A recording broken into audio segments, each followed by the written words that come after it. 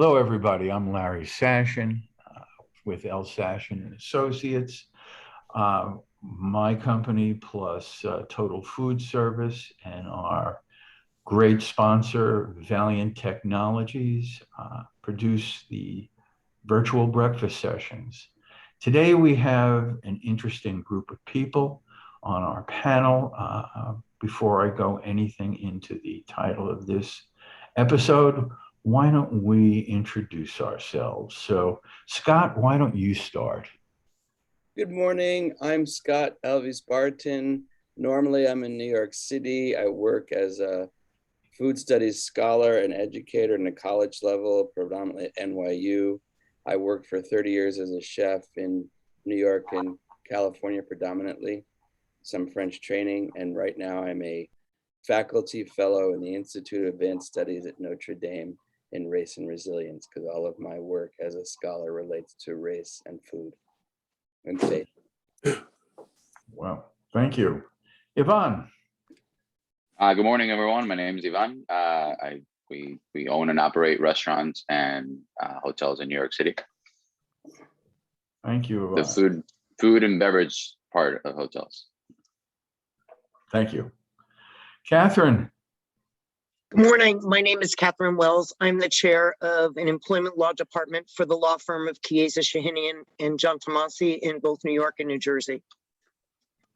Thank you. And Bob? Hey, I'm Bob Heiss, Larry's partner in this endeavor, and not involved really in the food industry other than eating it. So, but The I best do have part. opinions. The best part, exactly. Yeah. Hopefully, if you go to a restaurant, that is the funnest part The funniest part. of a restaurant. Yes, yes, yes. Listen, you don't have to be a food expert or food service expert to know what's going on in New York City. We have had a mandate come down from the mayor that states that no unvaccinated person is allowed to eat indoors in any food establishment. So, right now there are very many of the restaurants, actually most of the restaurants have some kind of outdoor presence where they're allowed to eat, but it's starting to get a little cool to do that. So even with a heater, what keeps your food warm? Eating fast is the only thing. So basically around Picking heavily. 3 or 4 weeks ago, we had an incident at a theater district restaurant called Carmine's, which is a family style Italian restaurant. Three tourists from Texas came to Carmine's to eat. They were vaccinated, but their partners, husbands, wives, whatever, only two of the three were vaccinated. So what ensued on videotape was a discussion and then the three women pummeling the 22-year-old receptionist. The police were called, and it was just definitely an ugly situation. What came out 2 days later was a statement by the three women's attorney that a racial slur came out, and it was a reaction to that. Nobody knows. Nobody really knows. That'll be ironed out in the courts. But since then, there's been demonstrating at restaurants against the rule by anti-vaxxers and different social groups and racial groups. And so the real question is, how do we deal with something like this? Why is a 22-year-old whose total training was greeting people and bringing them to tables, why was that person made a cop? And why and how can we make these problems, because it's not going to be the only one, how do we fix this in the restaurant industry. So you've insured the players, Yvonne, you own a location in Queens. How do you deal with things like this? Well, I mean, we really have no choice as far as the mandate. We have to enforce it. Short of just risking and waiting for the fines to come through. And honestly, I thought they really weren't going to check. And we actually had an inspector the other day, and it's a fire department inspector. So you're kind of befuddled. Why is the fire department? But they came by and very nicely. They said, listen, we're checking in because we're going to start enforcing it. We wanted to check out in the neighborhood and tell you that we are taking an active presence and we will be enforcing it. So now the conversation has shifted because we deal in that venue, we deal mostly with like weddings and just big events. And obviously when you're dealing with, 50, 60, 80 people, it becomes very difficult to kind of tell everyone or to tell the bride, listen, all your people from throughout the country, they have to be vaccinated in order to stay here. So we had a wedding recently. We have a large outdoor space, so we're lucky in that sense, but we literally have to segregate people. We have to not segregate, but separate people and put them in just a backyard space and monitor them not really coming indoors, which obviously it's a wedding. Everybody's drinking, everybody's coming in and out. It's difficult to do. And it's difficult for people to understand why this is required, but that's the stance that we have to take right now. It's unfair that we have to enforce it in such a way, because obviously we have some people that walk away, some people that don't want to book because of that. But with that being said, even like we've suffered enough being closed, so we don't mind. We're obviously not, as fruitful as we should be booking as many parties. But it's an extra weight, but it's kind of like when you go to the bar, they have to check your ID. Obviously it's not the most fun, and you might not believe it or not, but it's just what we have to do right now. I would think it's for your own, for the safety of your own staff as well. I mean, they're probably more at risk than anybody in the restaurant.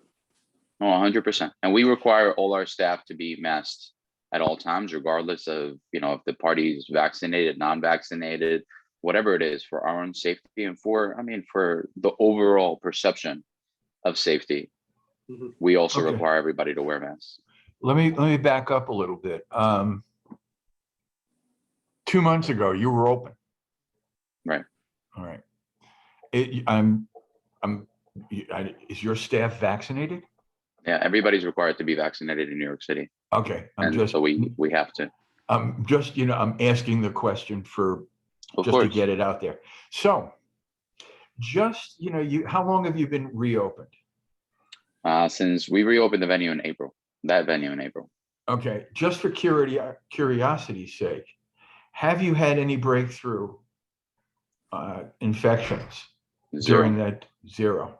Okay. No, we had zero. We only had one party that apparently the child, one of the children, tested positive the day after an event. So we contacted everybody that was part of our team. We made sure to contact some of their people, but they had to tell everybody. They had to tell, and this was a party that didn't want to be masked. This was a party that was actually a little rambunctious, not rambunctious, but defiant. They wanted to have fun. Right. They were like, what do we have to be vaccinated? This is bullshit. This is not. And it was that party. It's the only party that gave us the most trouble that actually created a problem afterwards. Sort of definition of irony, isn't it? Yeah. It was actually really great seeing the woman that gave us a hard time in the beginning for vaccinations have to call us back and tell us, listen, unfortunately. I'm like, oh, okay, thanks. Thanks. Yeah, it's strange. Catherine. Yes. Catherine, so you probably deal with this, 16 different ways up and down in a day. Every day, all day now. Okay, so just what do you give a brief description of the law itself, and then what are you seeing? What are you hearing from the restaurateurs? What problems are they having? So, you know, let's talk about the law on a federal level. You know, the EEOC, even before COVID, has said employers can mandate vaccines, right?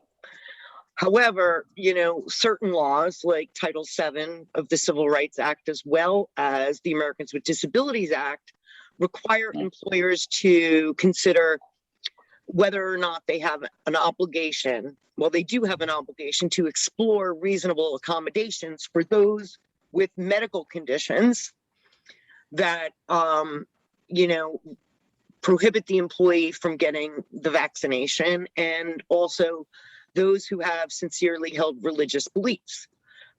What I'm seeing in a lot of industries, and it's not just the restaurant industry, is, you know, people claiming that they have a medical condition, and the question, or a sincerely held religious belief. And in some industries, you really can't accommodate that. And, you know, with New York's laws, employers and restaurateurs, you know, it's a matter of public safety, right? Okay. So what are the restaurants saying to you? They're saying, you know, everybody's making sure people are vaccinated, because their employees in particular, and checking to make sure that those who enter their facility are vaccinated. Yes, somebody who's having background noise. Okay, all right. I'm just hearing stuff in the background. Okay, Scott. Scott, you know, we've covered the practical end. We've covered the legal end. So let's go into the moral end of this. How, you know, this is, you know, your specialty is race and food. How does this play into this kind of situation? From the restaurateur side, because a lot of the workers have a problem with it, and the diner side, if you could look both sides. Well, there's a lot of issues that are implicit and explicit here. I was intrigued, just to say it, what Jan said a minute ago, because I was in New York, as I said, for my aunt's 100th birthday last weekend. And I went to a restaurant and I had a long talk with the manager owner. And we looked at this, right, that has to be on the window of any restaurant. And unlike what you just said, he said, you know, it's not enforced. There's no inspection. There's a tacit agreement that I'm going to do X, Y, and Z, but there's no one really monitoring it. So then I'm on the front line. I'm speaking as the restaurateur. And if we look at what the New York Times wrote about the incident at Carmine's, one of the quotes was that a manager at a restaurant in Queens asked the hostess type person to speak softly in asking people who, if they had their vaccine, because he didn't want to offend customers. And so right away, I guess I feel that one of the issues, that I'm not the first to say it, putting people in a position of being the police, the healthcare police, is very problematic, especially in the case of Carmine's, or in the case of Keon Harold, the jazz musician last summer, whose son was accused of stealing a cell phone when someone has a cell phone when they were at brunch in a hotel in Soho. It sets up a paradigm where we're having to really basically profile people that can be about race, economics, perception of identity in ways that is untoward. And we know already that people have preconceived ideas about certain types of people. There's a pathology about Black and brown people. We knew in the beginning of the pandemic, that Black people didn't want to wear black masks because it made them seem as though they were perpetrators. So we have this on one hand for customers. We have what was already stated, that people in the restaurant industry, particularly ancillary employees like porters and bus people, dishwashers, are at potentially greater risk because of their ability to access if they're fully documented, they're willing to get vaccinated. So the employees are always already at risk. The fact that, in my understanding, in both the Carmine's case and in the Soho case, line employees are put on in a awkward position where management should be called in right away. So then they're suffering, and we have this double bind where, if we look at the Soho case, after the fact, that woman who accused Keon Harold's son identified as racial with a racial identity. And so this question it's never ending about how do we document this? How do we enforce it? Do we have the passport, which is fraught in its own way? How do we, are we going to have body cameras on hostesses for them to be able to say what they did or didn't do? Having your ethnic identity as a badge or a victimization. These are really fraught issues that are not going to go away easily. And I think in many ways, just as the city should have put out all the information about the virus in 10 languages and didn't until mid-January, which is unconscionable, the city needs to take more responsibility and in how this is not only presented, because I'm in favor of vaccination. I think broadly speaking, it is, as Jan said, a balm for people to have a sense of comfort about being in a public space with people who are vaccinated. But I still try to eat outside, and I will all winter when I'm in New York or Indiana. And I don't know, perception of identity is problematic, and I see that every day I live. And I hope that there's not profiling, but I kind of know there will be. So, Scott, almost everything you said exists with or without the pandemic. In fact, the pandemic just exacerbated the problem. Exacerbates a bad situation. Right. Yeah, right. and just and makes everybody where previously you could ignore or put your head down and stay in your own space. Now you're forced into other people's businesses, space, and so forth. Which is again, the pandemic. Solving the issues on the pandemic is one thing. It's not going to make all that other stuff go away. That's kind of baked into what we're doing. Yeah. We've heard practical, legal, moral. I just want to get another side of and Bob, and I just want to get another side of this discussion in there. Bob, can you unmute Mike, please? Yeah. Okay. Actually, Mike's got to unmute himself. Unmute. You're unmuted, Mike? Good. I want you to make a comment on this. Mike is not a professional in food service, but Mike is a frequent diner. And actually, he eats every day, not necessarily in or out, but he eats. Mike is a diner. And I want you to sort of color in how you live in New York, you live in Manhattan, and how you feel going to restaurants now and what you're seeing when you go to a restaurant. Well, I'm very comfortable going to restaurants now.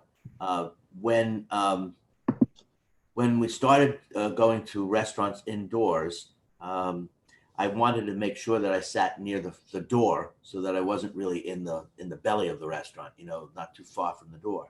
But of late, that doesn't bother me.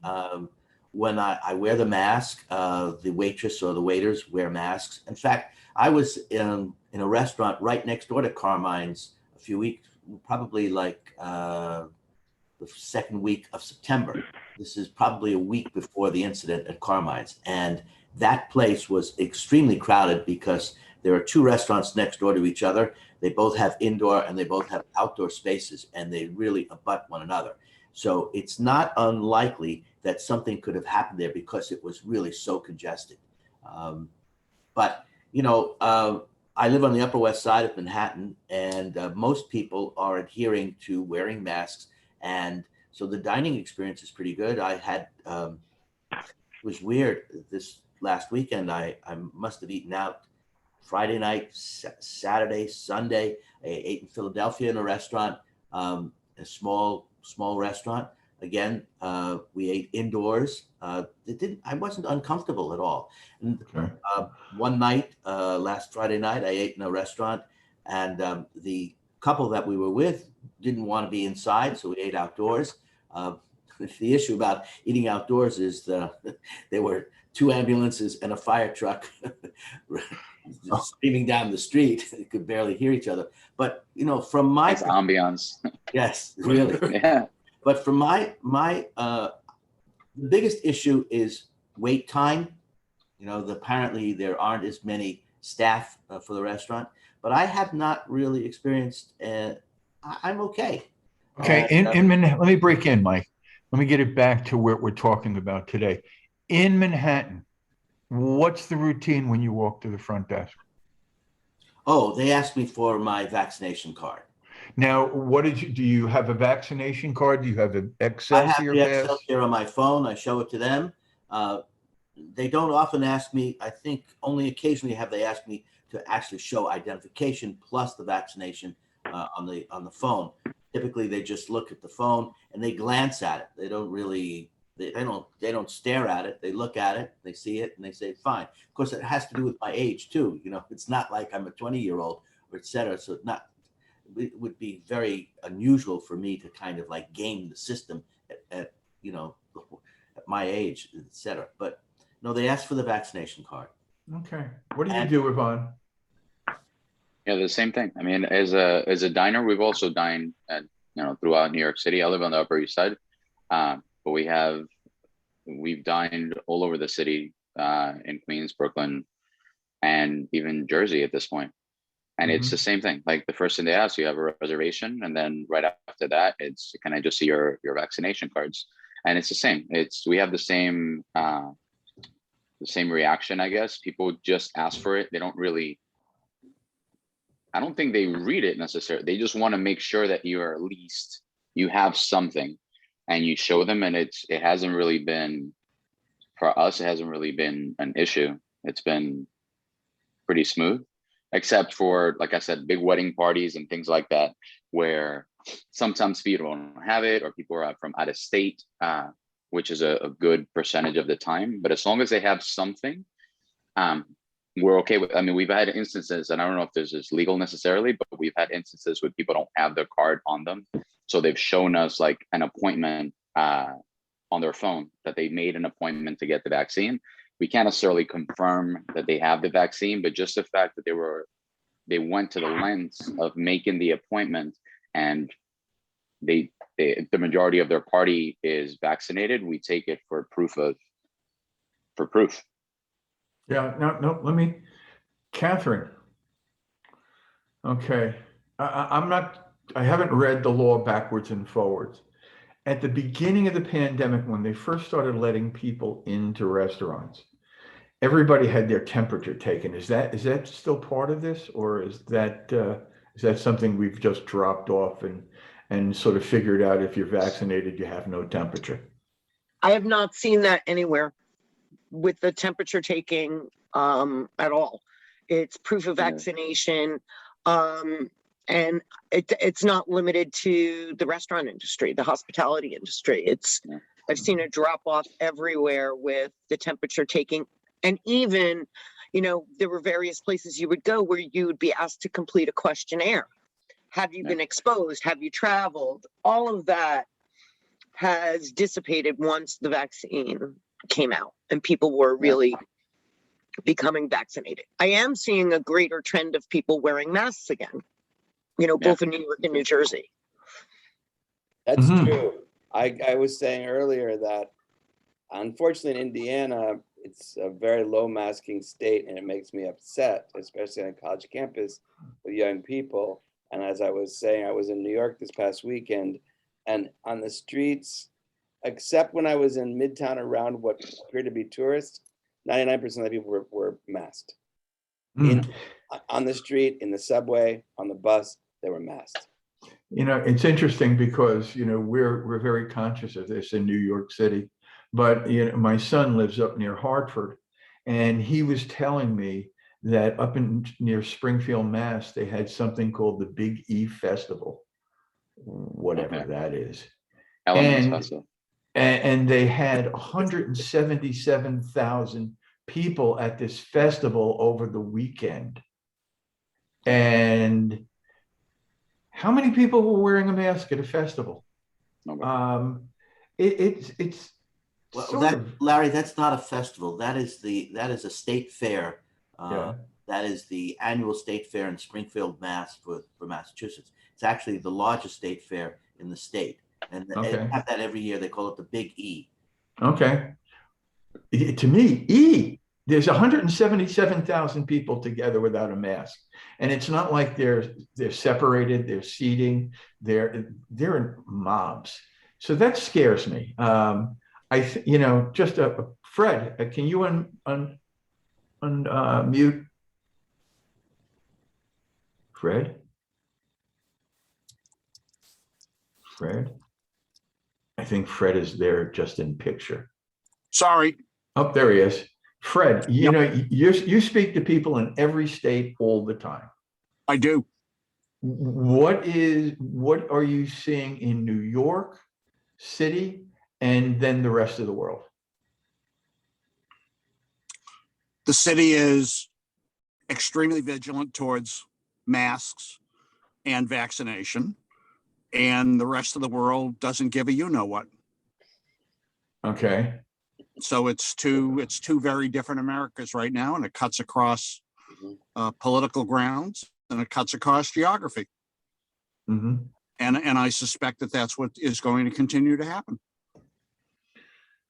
So if I may, and it's somewhat unrelated with respect to, you know, the hospitality industry, but my daughter is a student at LSU, which, you know, we know Louisiana is a state that has probably the least vaccinated population. And what was interesting is last spring, she was one of the first, because there's people that do not wish to get the vaccine down in Louisiana.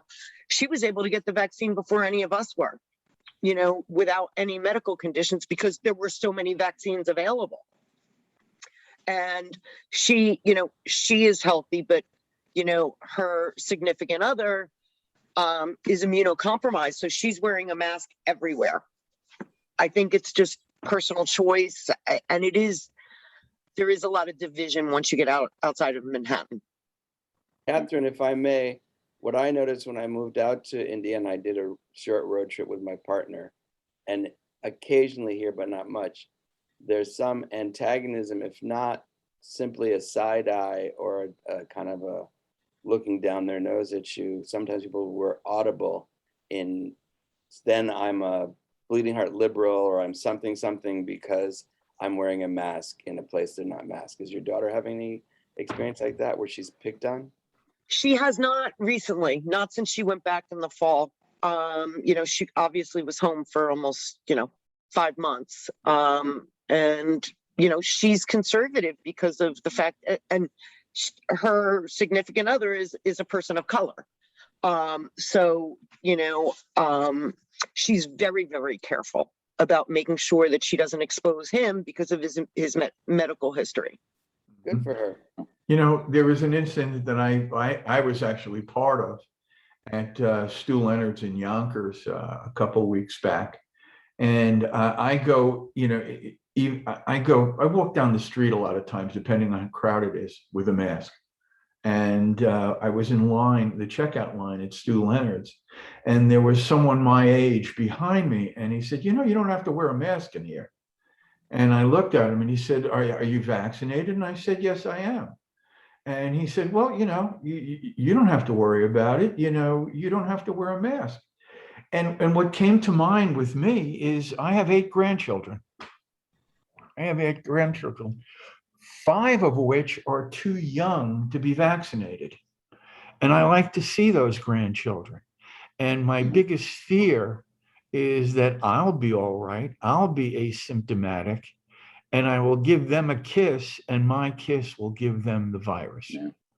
So, it's one of the problems we have, and I think as a nation, is we look at ourselves, and I'm safe, I'm going to be okay, and not think about the other people. And that's one of the problems we have. It's the old, I have plenty of rights and absolutely no responsibilities.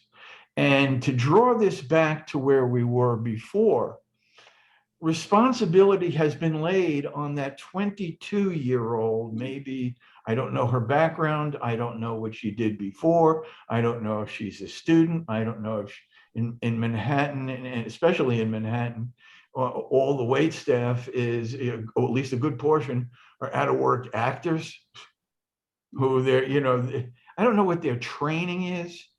How There do is no we? training. There's There no is training. no training. There Okay, is no training. Yvonne, Just like to show it. Yeah.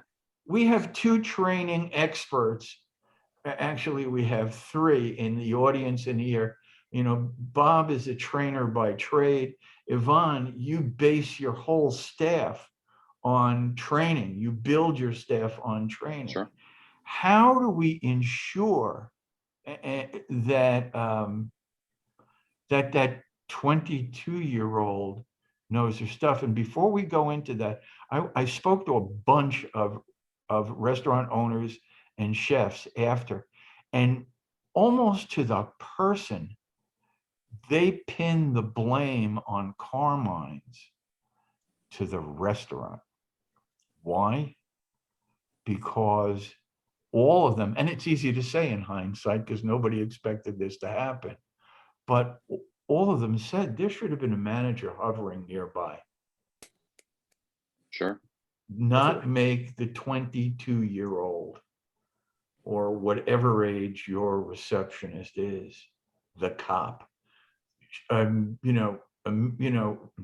if there's a restaurant eating outdoors and indoors now that doesn't have a manager hovering nearby, well, it's on your shoulders. So, Yvonne, how do you deal with this in your restaurant? Well, I'll say, just to go back a little bit, it's the whole mask situation is difficult in a kitchen and in a restaurant setting, obviously, but we require it at all times. Tell you a quick story of a friend of mine who's a chef who was working at the restaurant. His wife was staying at home with the newborn baby. He came back and he gave them COVID. He never got COVID. The wife and the baby, newborn baby, were at home at all times. Like, they never left, they never did anything, but he is perfectly fine. The baby and the wife are the ones who got sick. And that's, I think, some of the problem that go into being unmasked, being in an environment, having to go back to work. But when it goes back to training, like, how do you train a 22-year-old or a young person who tends to be the host or the hostess at the front of the restaurant to look at the card? Truth be told, if there's any pushback, most young people, I think most young people don't care. They're going to look at your vaccination card, they're going to look at your Excelsior pass, but they don't really care. It's unfair that responsibility is being put on them.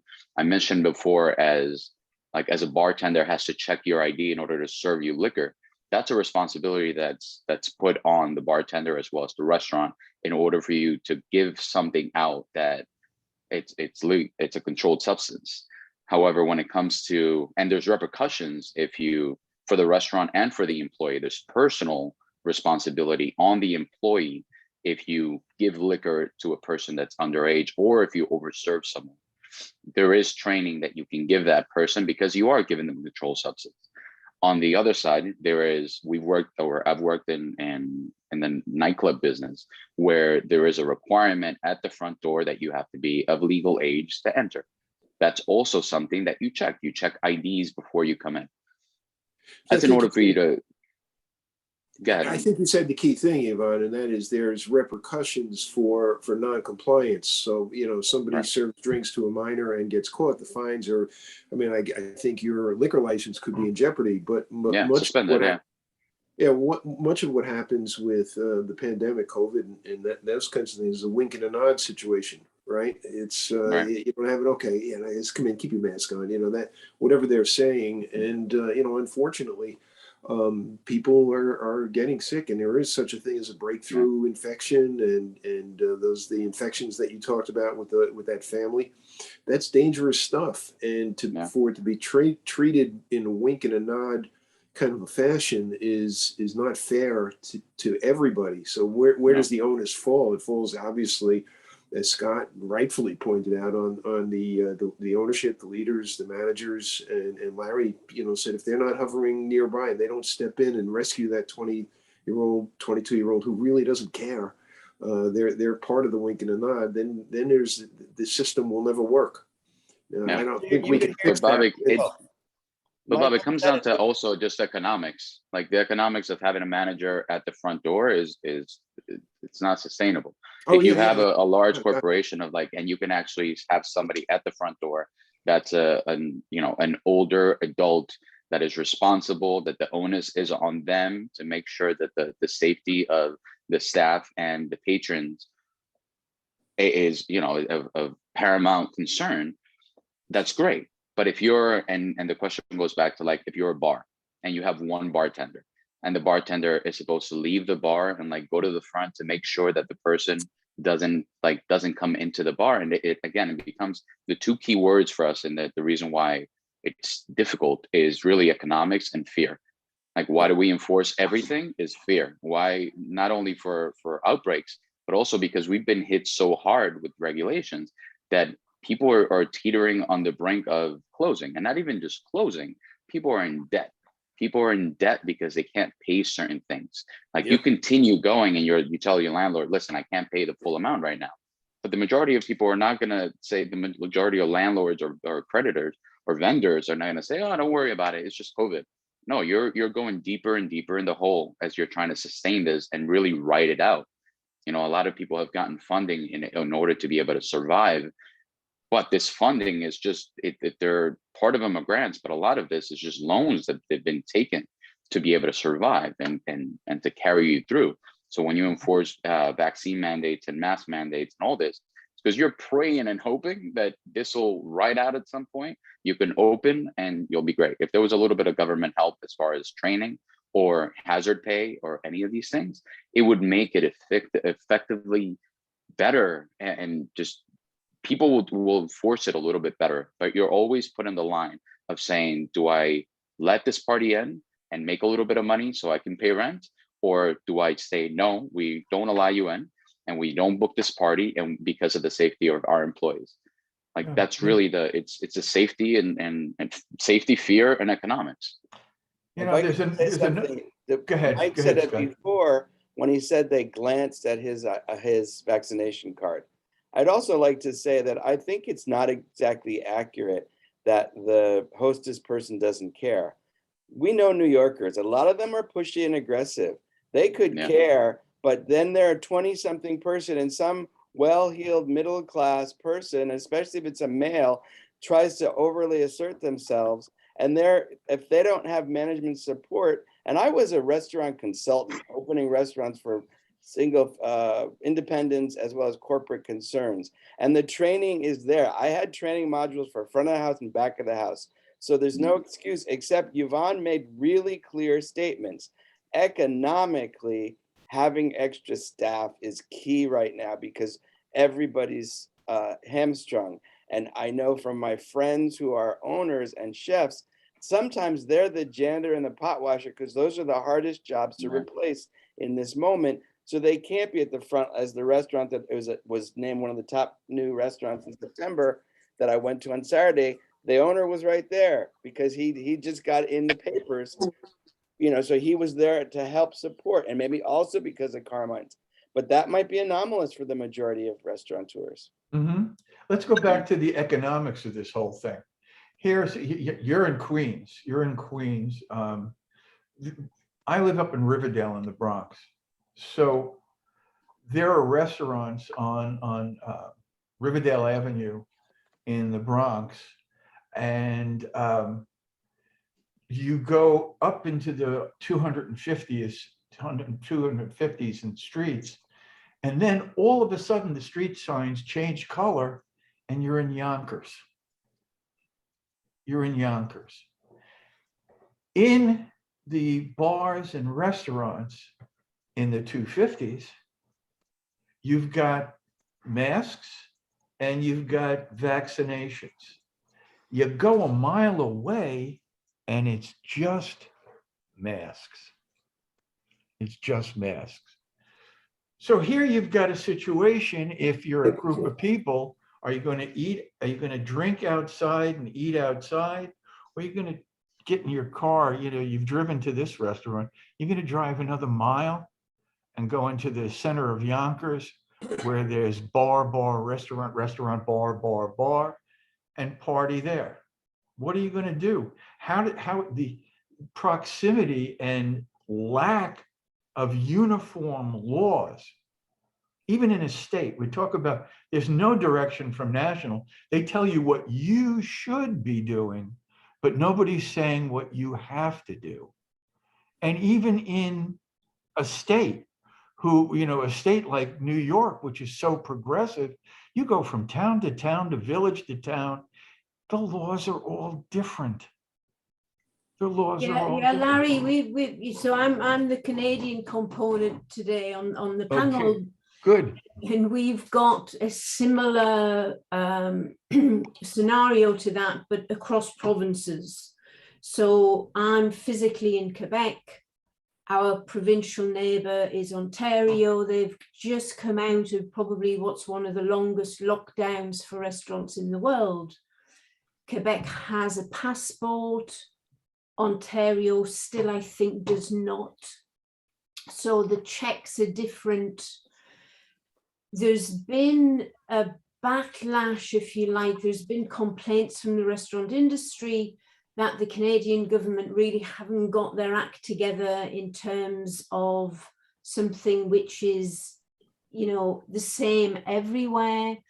But look, and that sucks, right? Of course it sucks, it makes it difficult, but every province, every restaurant that's in a province has to find out, has to know what the rules are for them. And I think it's, you know, we've all got limited energy to spend. And I think what we've got to do is realize that a restaurant is a business entity that already has the tools in place to cope. And yes, adding an extra layer of checks and balances, yeah, of course it sucks, of course it takes extra time. And it will fall, the first step will fall on those front of house people, but they don't have to be the last people in the chain to deal with it. They can probably deal exceptionally well with 90, 95, 98% of the people coming into the front of house. And if it goes haywire, they've got to shout for the management, and it's the management, it's on their shoulders. And you know, the restaurants do have those skills in-house. Restaurateurs know how to cope with rowdy people. They know what happens if, you know, the bartender has to say, look, mate, I'm sorry, that's it, you're on your last there, I can't serve you anymore. So I think, you know, we've got to give credit where credit is due. The restaurants do have those skills in-house. And almost, you know, I've got to, there's an old saying, which is, if you can't beat them, join them. You know, if the rules are in place and you cannot do anything about it because that's the law, just embrace it. And I think that's the message that you've got to give to your staff is, our hands are tied. This is now the law. This is what we've got to operate under. It's not us. It's not personal. This is the law. Like, I cannot serve anybody under 18 alcohol. I cannot let you in. I sympathize, I empathize, but, you know, this is not on us. It's not at the restaurant level. It's at the government level. I hear you. And, you know, if the rules change in the future, if you don't want to get vaccinated, your choice, but we cannot let you through the doors because my license is on it, or I'm gonna have. So I'd say embrace it. If you can't beat it, embrace it. Make sure your staff know that you've got no choice. It's not a personal. Everybody has to be treated the same because the fines don't care. The government, the people who enforce, the people who come in from the fire department are there to enforce the rules. They will give fines out. They don't care whether you're white, young, old, black. They don't care. If people are in, but embrace it. I think that's the only way you can go. Or we just don't have the spare energy to go into the ins and outs of it.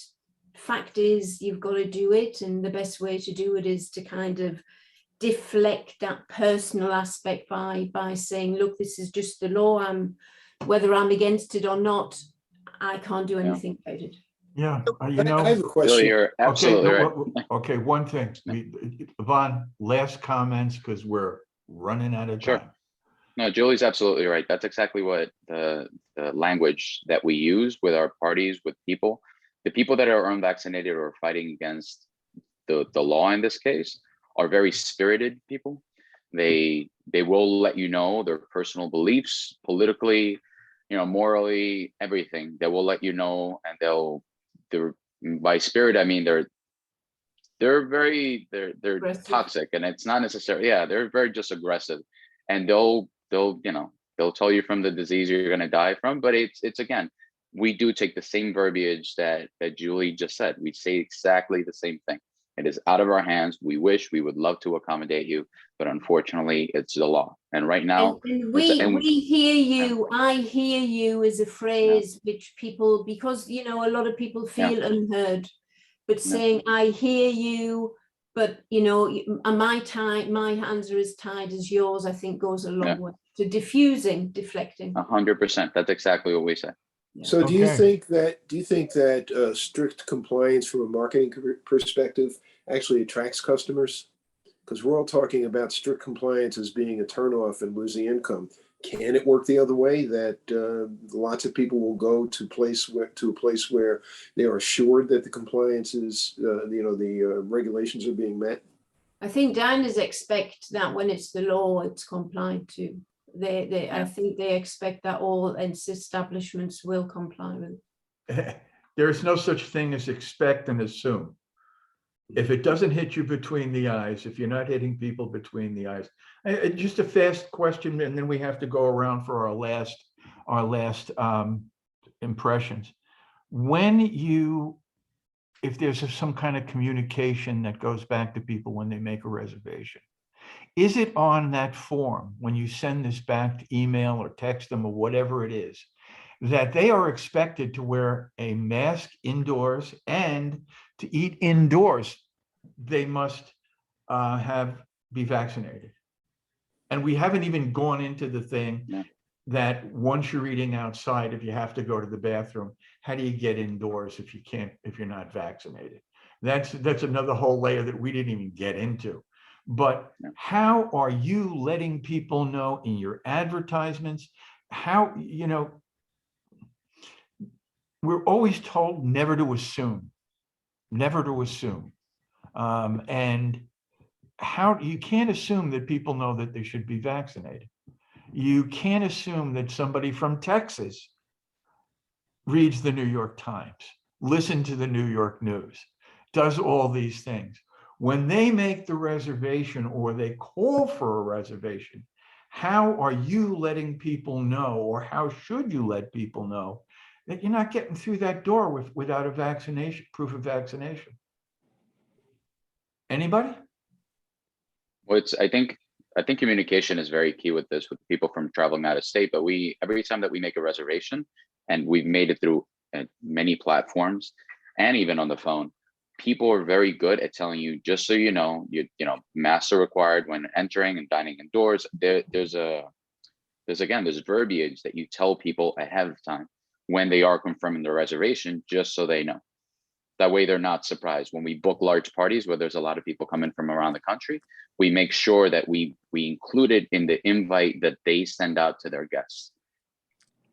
That's the first step that we take. So yeah, we do send confirmation emails to everybody to make sure that they understand the rules. I Okay, think good. I've seen on Resi that you get a drop-down screen similar to what Yvonne just said, that asks you or lets you know that to be in that restaurant, you're going to need to be masked and vaccinated. There's a problem with that. One quick thing I'd like to add is what you raised a really good point, Larry, is that there's been a lot of talk about the food delivery people who tend to be Black, brown, and immigrant who can't go to the bathroom because they may or may not be vaccinated. They're picking up food to take to somebody's house, but they have bodily needs. And what do? Because they're making. Okay, so if I could jump in for Go 1 ahead, second, Fred. that was addressed 2 weeks ago by the city council. And there was a law passed that now mandates that driver is able to go in and use that bathroom facility. So that was finally dealt with. Okay, good. I know that, Fred, but Yeah. I guess the question is, are they having their vaccination card checked? What's that? Got I'm with you. I read that, but Got it. what are they having to go through? Because they're always on time, very time sensitive. Okay, hold I think on. maybe somebody in the law here can actually like clarify some of that. Okay. Just Oh, is there somebody here in the law? There's a lot of challenges with all these laws because remember, all of the facilities, the restaurants we're talking about, these are places of public accommodation. And while these are safety measures and government mandates, it's still problematic because ultimately all of these laws are going to have a disparate impact on different classifications of individuals, whether those people are Black or brown or women or Asians or anyone, in almost every circumstance, whether it's in the hospitality restaurant industry or, other employers that I represent. We're looking at this as, okay, here's a group of people who are refusing to get vaccinated. They can't come into the office without a vaccination, right? Well, what categories do those in different industries? It's different categories of individuals. In some, it's religion. In another, it's organization. It happens to be people of a different gender or a different race or religion. It's going to be different in every industry and in every workforce. Thank you. We've got to stop. It's funny, the virtual breakfast session always takes a life of its own. We came here to talk about food service and we ended up in the bathroom. So it's the cycle of eating, I guess. Just life, Yeah. The cycle of eating. So listen, as we do in every single VBS, I want to go through we're going to go around the horn with a fast takeaway, something you'd like the people, little pearl, a gem or something you'd like the people to go home with. So we're going to start again with Scott, 30 seconds. I think the city needs to take more onus and more responsibility in assisting restaurants because Yvonne clearly said they're already hamstrung. So where's the city here, other than just making a law or a edict? Okay, Catherine. So I know we've spoken a lot about, how do you double check the vaccinations? I think I see this issue, and I'm not in the restaurant every day, as no different than sex or race harassment and what an employer is required to do in New York. You need to train, you need to empower those people to say, all right, we recognize that this is going to be a problem. Here's what the protocol is. Okay, thank you. Yvonne. I wanted to end on a positive note and just say that, I think this is just one extra thing, one extra step that we're going to have to go through in order to just continue to operate and have the ability to eat outdoors and eat in restaurants. The fear that I have is that this gets a little bit dangerous because like when it comes to bathrooms or not. Quick story, we just had a party where half the people were vaccinated, half the people were not. Half the people were required to be outdoors, half the people were required to be indoors. And we almost came to the point of we have two bathrooms, of separating the bathrooms and putting a sign on the door that says vaccinated and unvaccinated. And that's a very dangerous thing in my mind. Like we decided not to, but it's, if you're unvaccinated and you're outdoors for safety, but you're using the same bathrooms as everybody else, like what's the difference in that case? Right. You know? Right. So we decided not to, but we're going to do the best we can with the rules that we have in place right now. That's Okay. what I'll leave to. Thank you, Bob.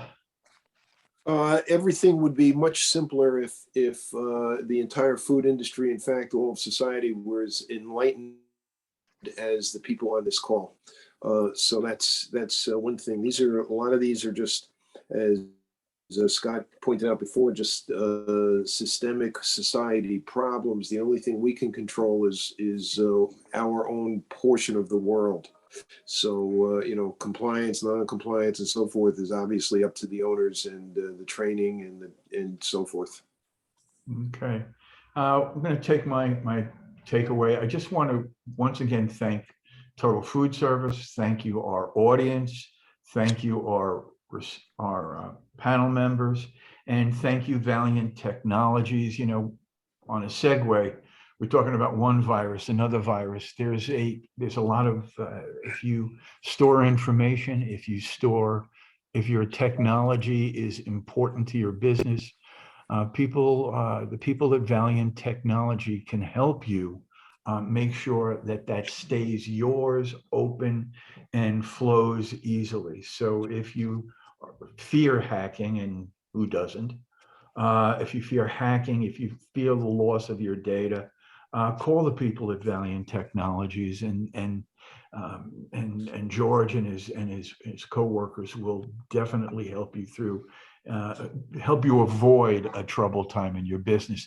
Once again, thank you all for coming. And the only thing I have left to say is, all of you, stay positive and test negative.